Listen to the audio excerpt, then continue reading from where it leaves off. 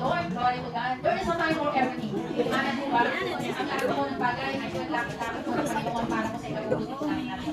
All things work together for good for those who love Him and called according to His good purpose. And Sister Jen, this is God's will in your life. God honors your prayer. God honors your vision. Nakapangarap mo God knows how you serve faithfully, how you obey Him. So this is the time for you. Amen. At naniniwala ako na ang Panginoon po ang nagtatagda ng lahat ng bagay patungkol po sa ating buhay. Yung pong promise po niya sa Jeremiah 29:11, for I know the plans I have for you, declares the Lord, plans to prosper you and not to harm you, plans to give you hope and including po ang panahanan po natin sa buhay. Amen po ba? Gusto ko pong ibigay sa ko pong narinig sa preaching ko ng isang ating pastor, sabi ko niya, alam po niyo kapag tayo po ay naglilingkod sa ating Panginoon at pag nakita ng Diyos ang ating Panginoon, ang sasabihin po ng Panginoon pag nakita niya ang ating pamilya, pamilya ito ng anak ko na kaya amen po ba? Kaya po everything that we are doing to God, ito po ay hindi po nasasayang. Amen po ba? And there is a time for harvest. May oras po, may panahon ng pagtatanim. May oras din po ng pagtatanim. Kaya po hindi po tayo dapat maghihinawa. Yun din po sinasabi po ng Galatians chapter 6 verse 9 that we should not weary in doing good. But in the proper time, we should harvest. Good harvest po sa po ng ating Panginoon. So sa buhay mo, Sister Che, ito ang gusto mong, nagtanong din ako sa Lord kung ano yung ipapabakot na salita niya sa iyo. Because I believe God's word is powerful, God's promises are always true, and God has more than enough power to fulfill all these promises. Amen po. Dito po sa Psalm 32 verse 8, siguro po pamilya tayo, pero I want to read to you. Ang sabi dito ng Panginoon, Sister Che, I will instruct you and teach you in the way you should go. I will counsel you and watch over you. So, saan ka man kumaroon, Sister Chen, sabi ng Panginoon, He will counsel you and watch over you. Ikaw ay binabantayan at babantayan ng ating Panginoon, iingatan ka niya at pagtatagalan niya. At kasama po, kalaki po dito ang pagpapala ng ating Panginoon. Kaya, wherever you are, Sister Chen, God is with you. Kung ano man ang sinimulan ng Diyos sa dito, alam po kung Diyos ay hindi patapos sa iyo, alam Diyos ay hindi. So, remain faithful to God, keep serving Him. At kung meron ka mang mga siyempre po sa ating pagkakal sa ating Panginoon, hindi po laging pantay, hindi po laging papat, may mga bugtong ang tatawin, meron ang mga views na nalalakaran, may mga damuhan, pero sabi ng Panginoon, the Lord, ang Lord ang mag-iingat sa iyo, gagawin sa iyo, magpapatay sa iyo. Ito ay pangako ng ating Panginoon, at hindi kanya iiwanan, hindi mababayaan natin. And God is going to fulfill all His promises no matter. Most of the time, the answer to our prayers is not always miracle. But it is a promise that requires trust and faith. Magtiwala lang po tayo, manampalataya tayo. God knows what is good. Alam po ng Diyos ang ginagawa niya at gagawin niya sa buhay mo, sa sarili mo. Manampalataya ka, hindi ka pababayaan pa. Iingatan ka sa po at yung sa mga. At patuloy na gaganapin ng Panginoon. Lahat ng pangako niya sa iyo, malaki ang paggamit niya sa buhay mo. Wherever you go. Praise the Lord. Sige po, pwede po.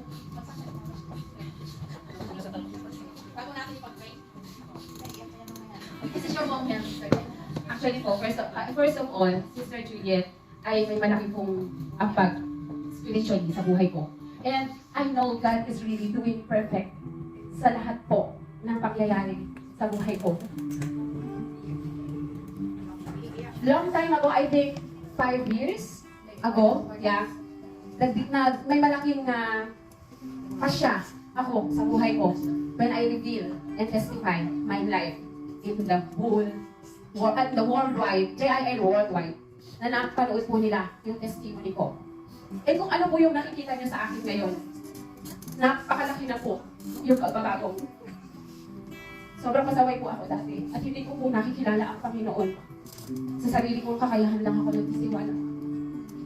Pero nung nakilala ko siya, mga kapatid, at ibinigay ko ang buong pagtitiwala ko sa Kanya, at pinakita ko sa Panginoon na siya yung priority ko. Actually po, 10 years ago, nang pangarap akong pumunta ng Canada, kaya po ako nandito sa Hong Kong. Pero mga kapatid, nung nakilala ko ang Lord, pinaniwala ko yung pangarap na yun. Siya yung inuna ko. Kasi ano yun yung prayer ko sa Kanya? Lord, kung hindi mo kalooban na pumunta ako ng Canada, gamitin mo ako dito sa Hong Kong, maging sa buong pamilya ko. Mga kapatid, ang aking pong mga magulang ay sagradong katoliko. May patak na sa harap, may patak pa sa likod. Pero ang kapangyarihan ng Panginoon ay hindi natin kayang tawaran. Ang tatay at nanay ko po ngayon ay tumatayo sa harapan upang i-testify po ang kabutihan ng Panginoon sa buhay at buong pamilya natin. Yun po ang pinakamalaking regalo na ibinigay sa akin ng Lord. Last Christmas po, after 3 years, bago ako nakauwi because of COVID, alam niyo po ba, sama-sama kami sumamba. At yun, napakasarap po sa pakiramdam kasi po ang pinakamahirap na isolving ay ang pamilya.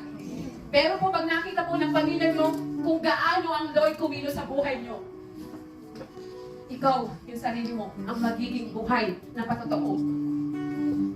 Kung paano kumikilos ang Panginoon sa buhay natin, hayaan lang natin, buksan natin, malaya natin papasukin ang Panginoon sa buhay natin mga kapatid. At ngayon po, after 10 years, nung pangarap na yon, tinupad po ng Panginoon. Amen. Hindi huli, hindi maaga. In His perfect time, binigay niya po.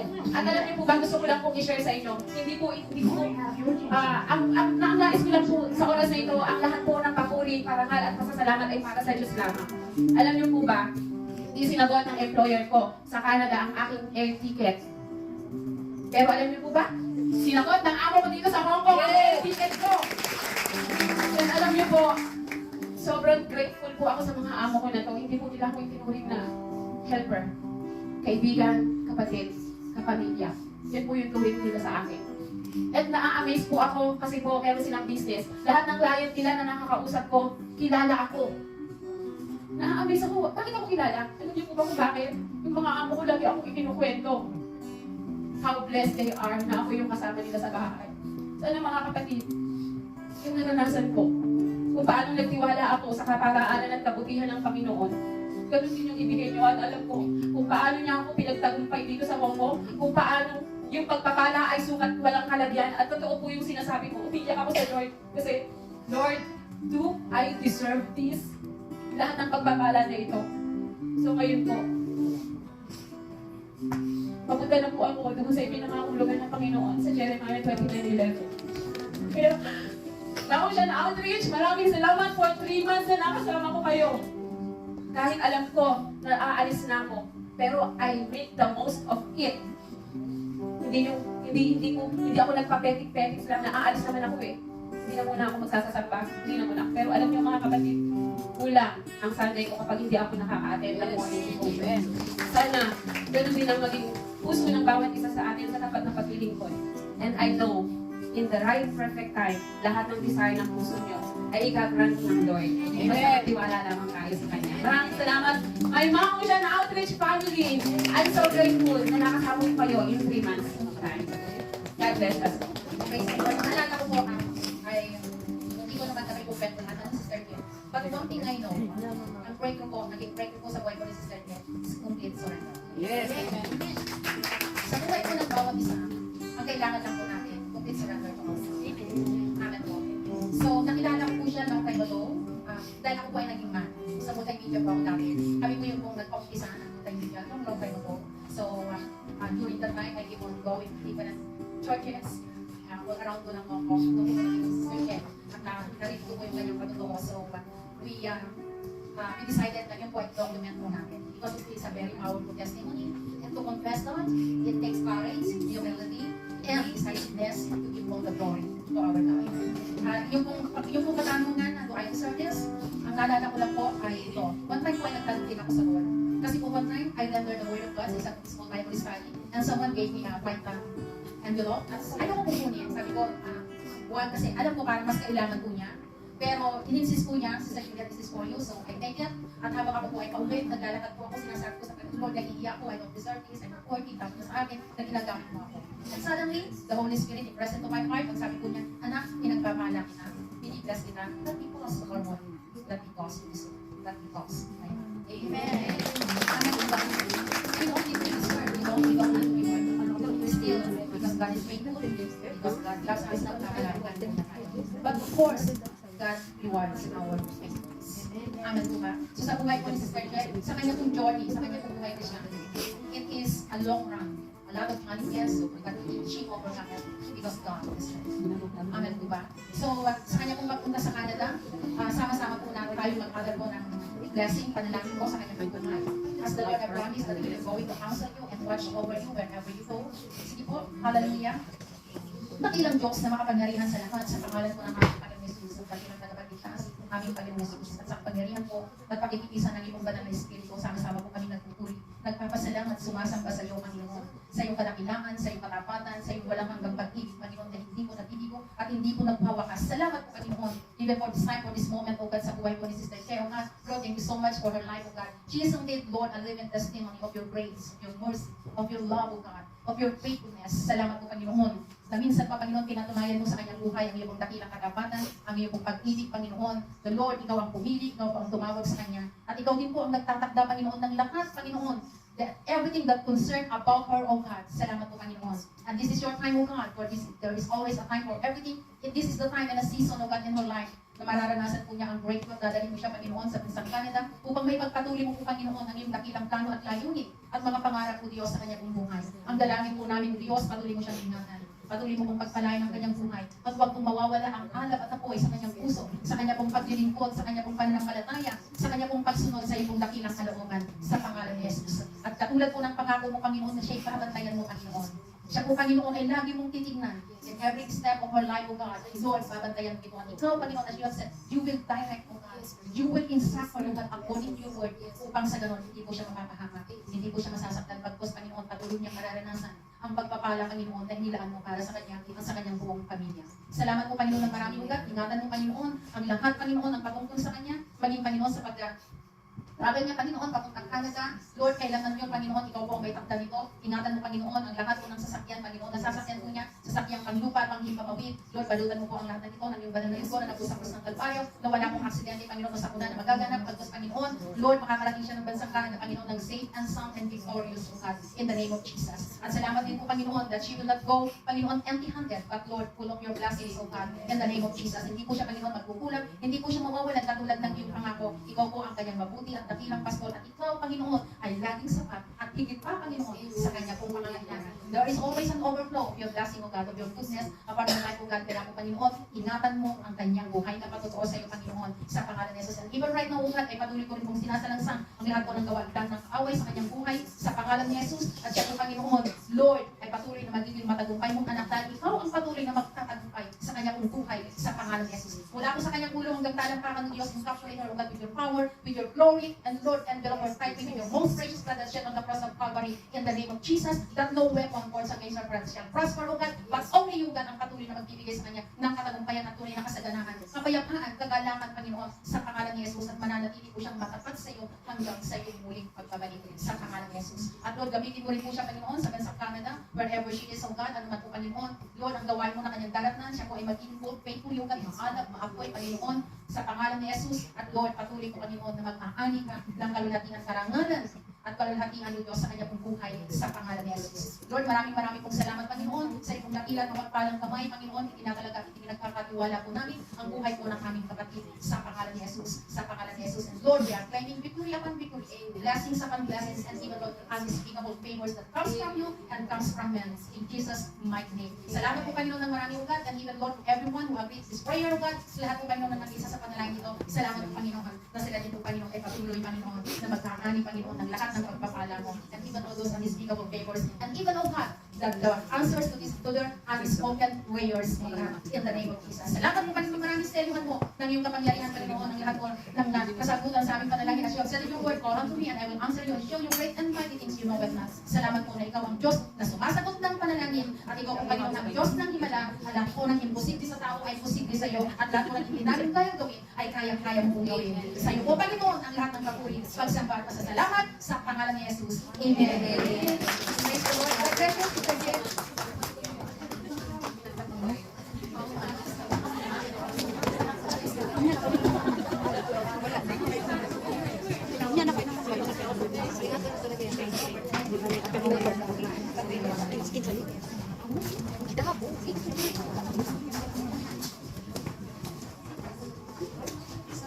Ngayon naman po ay tatawagin po natin ang ating beloved na speaker na faithful worker po ng Panginoon dito sa Jesus Lord Church, si Sister Julia. Ito po sa harapan.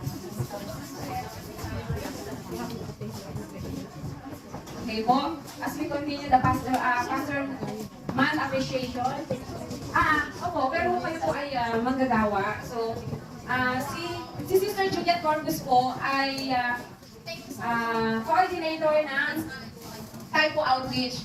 So, Sister Juliet Corpus, we acknowledge and appreciate po all the ways you did and guide Typo Outreach Church. Thank you for being such a great example of living a life of faith. You're a blessing to everyone. God bless.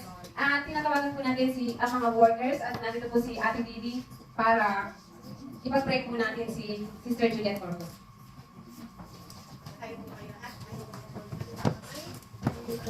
Blessing po, Sister Juliet. Tayo po'y manalangin. Nagkila at mapagpala namin yung Ama sa pangalan ng aming Panginoong Jesus. Lord, sa oras na ito kami po'y nagkakaisa, O God, at tinataas, O God, ang buhay ni Sister Juliet. Tapos puso po kami nagpapasalamat, O God, at binigyan po kami ng isang kapatid, isang kaibigan, isang ate, na laging nandoon yung desire po niya, O God, kapag silbihan po niya kami. Hindi man po namin siya gaano nakakasama. Lord, we acknowledge na malaki po ang ambag po niya, O Lord God, for our spiritual growth or our spiritual growing, Panginoon. We are so thankful, O God. Salamat po sa kanyang buhay. Salamat po, Panginoon, sa mga pagkakataon, Lord, na amin po siya nakakasama at hindi rin po namin napapalampas ang oras na ito para siya ay itaas po namin po sa inyo. Lord, ang dalangin po ng aming pong mga puso, O God. Patuloy mo nga po na i-bless ang aming pong kapatid na ito, O God. We pray, Panginoon, nabigyan mo po siya ng lakas, Lord, sa araw-araw. I-bless mo po siya sa kanyang trabaho. Pati pagpapala, patuloy sa lahat ng mga tao na kanyang na-encounter, O God. Every day, lahat ng tao na kanyang nakakasama, nakakausap, O God. Patuloy mo po siya na gamitin bilang pagpapala at bilang pag-spread, O God, your gospel, O Lord God, and the gift of salvation sa lahat ng mga kaluluwa na hindi pa po nakakilala po sa inyo. Salamat po, Panginoon. We pray, O Lord God, na patuloy mo po yung hayaan ng yung banal na espiritu at siyang manahan po sa kanyang puso. And Lord, hayaan nyo na maranasan po niya the fruit of your Holy Spirit, O Lord God, for her to conquer everything, O Lord God, for her to be conquerors, O God. At lahat, O Lord God, ng burden man po sa puso niya, burden ng paglilingkod, ano man obstacle na ma-encounter po niya, O Lord God, sa kanyang paglilingkod. Lord, patuloy na maranasan po niya, O God, your mercy and your unconditional love. Salamat po, Panginoon. At patuloy po namin, O Diyos, na hinihiling even the deepest desire of her heart, O God, in the ministry na pinagkatiwala mo po sa kanya. Lord, patuloy mo po siya, O God, na bigyan ng discerning spirit. Patuloy mo po siya bigyan ng courage, O God, ng umaalab, O God, ng passion, na wala pong makakaagaw na gawain ng kaaway, O God, na makakapagbagsak po sa kanya. Kundi, Lord, ang iyong kapangyarihan lamang, O Lord God, ang siyang tutulong at magtataas po sa kanya para magawa po niya ang iyong kalooban. Let your thousands of angels, O God, to guard her, Lord, cover her with your most precious blood, saan niyo man po siya dalhin, O Lord, in the mighty name of Jesus. At maging po, Lord, ang kanyang buong pamilya, patuloy niyo pong i-bless, O Lord God, patuloy niyo pong i-bless, O God, the works of her hands, in the mighty and in the powerful name of Jesus. And Lord, we speak and we claim, Lord God, that habang siya ay patuloy na habang naglilingkod po sa inyo, surely goodness and mercy will follow her all the rest of her life, O God, in the mighty name of Jesus. Salamat po ng maraming, Panginoon. At even po, Lord, we pray sa lahat ng anak mo na nakikipag-isa sa panalangin na ito. Patuloy mo nga rin po, O Diyos, na pagpalain at ibigay ang desire ng puso ng bawat isa sa atin. Lord, we continually bring back to you all the glory, all honor, all praise, and thanksgiving in the mighty and in the powerful name of Jesus. Lahat po ay masabi na, Amen. Thank you so much, Ma'am Shazali. God bless you all. Let's overflow. God's love and blessing. Amen. In Jesus' name. Thank you so much. And for the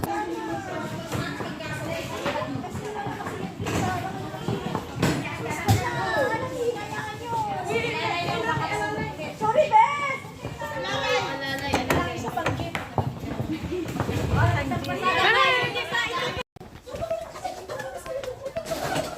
Uy, malamang sila! Uy! Excited ka talaga! Itang kirko! Ano to? Wala kang dala?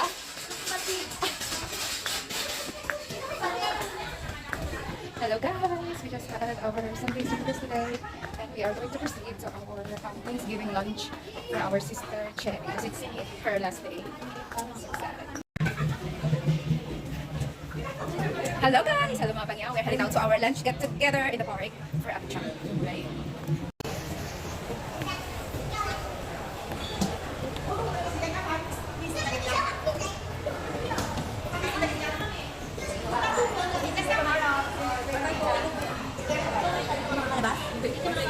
Oo, mag-iingat ko kayo.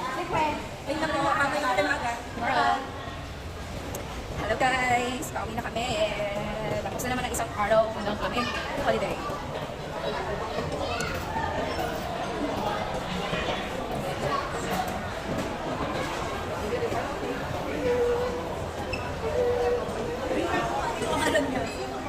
Hindi ko siya ma-search o hindi ko siya nalagay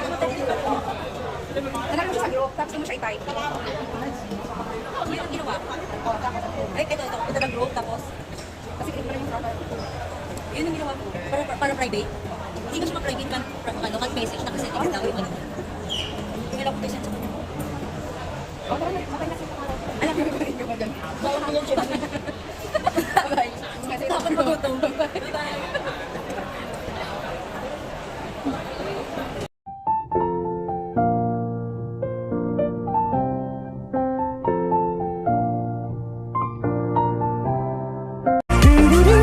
Life's good 'cause I got you.